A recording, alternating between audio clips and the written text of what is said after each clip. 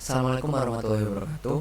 Nama saya Muhammad Dava Putra Wibowo dengan NPM 2017051 dari kelas D 1 Ilmu Komputer 2020. Di sini saya akan menjelaskan tugas 14 untuk mata kuliah Teori Bahasa dan Automata.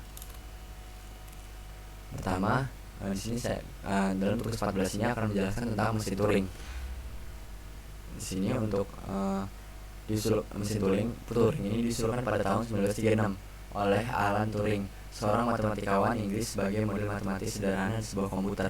Sama seperti Vincent Automata dan Pushdown Automata yang dapat mengenali bahasa formal, maka mesin Turing juga dapat berperan sebagai mesin pengenal bahasa formal.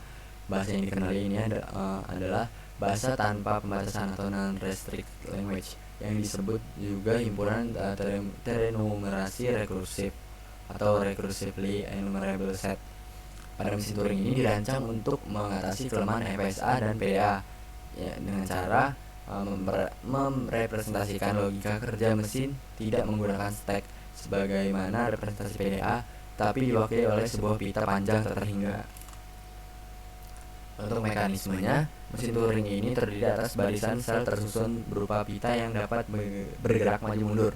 Komponen aktif baca tulis pita ini memiliki status perhitungan serta dapat mengubah atau menulis sel aktif yang ada di pita tadi, dan suatu kumpulan instruksi bagaimana komponen baca atau tulis ini harus melakukan modifikasi terhadap sel aktif pada pita, serta bagaimana menggerakkan pita tersebut.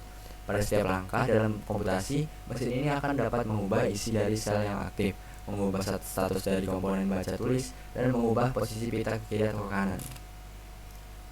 Lalu untuk definisi formalnya, sebuah mesin Turing dinyatakan dalam 7 tupel M. Misal M sama dengan key, lalu S ada delta, F, R, dan B, dimana untuk key-nya itu sama dengan himpunan hingga state, lalu ada alfabet inputan atau himpunan simbol-simbol subset dari R dan termasuk di dalamnya B. Lalu R ini adalah alfabet pitanya, itu himpunan berhingga simbol-simbol yang muncul dalam pita. Lalu ada state awal, lalu ada simbol pita kosong atau blank, lalu ada himpunan state akhir atau penerima, dan ada fungsi transisi atau lalu ada fungsi transisi, di mana fungsi transisi ini menggerakkan yang memetakan key kali R. Lalu untuk contohnya, misal key sama dengan key 1 dan key 2. Lalu untuk jumlah himpunannya ini ada A, B, R nya A, B dan variabel B, F nya di key 2 dan S nya di key 1 untuk awalnya. Lalu untuk fungsi transisinya terdapat seperti di gambar. Pergerakan mesin Turing ini untuk R itu sama dengan right atau kanan, dan L itu left atau kiri. Lalu untuk membaca fungsi transisi di atas adalah sebagai berikut. Untuk delta key A itu sama dengan key 1 A R.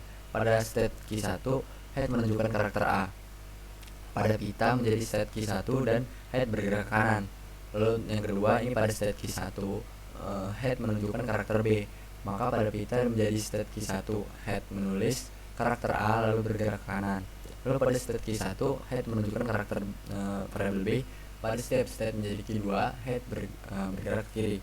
Di sini dapat kita perhatikan untuk fungsi delta ini, bila atau X nya seperti ini, maka head akan menulis simbol Y menimpa X sebelum bergerak ke kiri atau kanan. Simbol head dalam mesin Turing ini adalah seperti ini. Untuk gerakan mesin Turing diwakili oleh fungsi transisi, dimana fungsi transisinya ini menggunakan mesin kedudukan key membaca simbol masukan A dan menggerakkan mesin berubah ke status key J, lalu menulis B dan posisi baca tulis yang bergerak X berupa R sama dengan gerakan ke kanan atau L gerakan ke kiri. Dapat dilihat seperti gambar untuk implementasinya.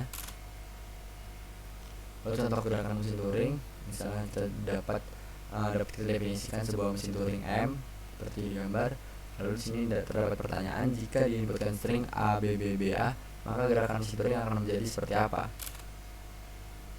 Nah, dapat kita lihat di dalam gambar, dapat dinyatakan bahwa mesin Turing tersebut apabila diumpamakan sederetan simbol A dan atau simbol B dengan jumlah 0 atau lebih akan mengantar pada kedudukan final key 2. Dengan kata lain, mesin Turing tersebut dapat mengenali bahasa A, B. Ini untuk teknik memorograf pemrograman yang digunakan untuk mesin Turing, cara kerja mesin Turing ini adalah ekivalen dengan cara komputer digital sekarang. Juga ekivalen dengan problema komputasi matematika sebagai input dari mesin Turing yang adalah kata atau untai atas suatu alfabet yang telah berhenti dengan keadaan menerima atau menolak untai.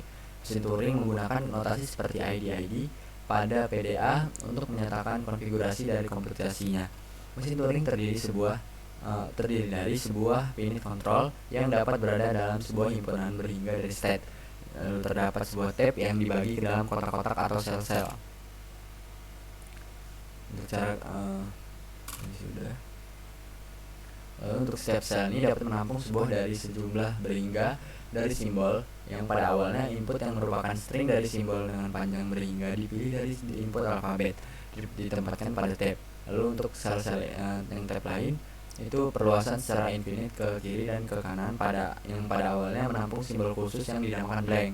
Blank ini bukan merupakan sebuah input simbol dan mungkin terdapat simbol tab yang lain di samping input simbol dan blank. Lalu di sini terdapat sebuah tab head yang selalu ditempatkan pada salah satu dari sel-sel tab. Untuk mesin Turing ini dikatakan men-scan sel tersebut dan pada awalnya tab head berada pada sel paling kiri yang menampung input. Lalu untuk mesin Turing non-deterministik ini pada mesin Turing deterministik fungsi transisi dan memiliki nilai tunggal. Sedangkan pada mesin Turing yang non-deterministik untuk pasangan status dan simbol tertentu mungkin dijumpai lebih dari satu aksi. Lalu untuk mesin Turing non-deterministik ini ini dapat disimulasikan oleh sebuah mesin Turing deterministik MD. Dasar pemikirannya yaitu untuk setiap status dan simbol pita, MN ini mungkin memiliki lebih dari satu aksi yang banyaknya berhingga. Misalkan pilihan aksi ini diberi nomor 1, 2, 3 sampai ke K. Dengan penomoran ini, rangkaian aksi mesin Turing dapat dinyatakan sebagai rangkaian bilangan dari 1 sampai ke K. Nah, dengan demikian, jika MN menerima rangkaian simbol masukan, haruslah ada sebuah rangkaian aksi yang menerimanya. Lalu karena rangkaian aksi ini pada pita kedua dibangkitkan dengan secara teratur, maka MD dapat juga suatu saat menerima rangkaian simbol masukan tersebut. Sebaliknya, jika MN tidak menerima, maka tidak ada rangkaian aksi yang dapat digunakan oleh MD dalam menerima rangkaian simbol masukan tersebut.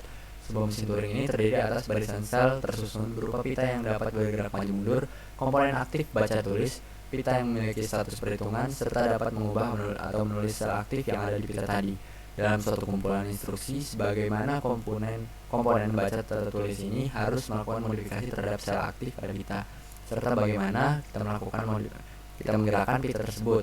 Pada setiap langkah dalam komputasi, mesin ini akan dapat mengubah isi dari sel yang aktif, mengubah status dari komponen baca atau tulis, dan mengubah posisi pita ke kiri atau ke kanan. Oke, baik, mungkin itu saja yang dapat saya sampaikan. Kurang lebihnya saya mohon maaf. Terima kasih atas perhatiannya. Wassalamualaikum warahmatullahi wabarakatuh.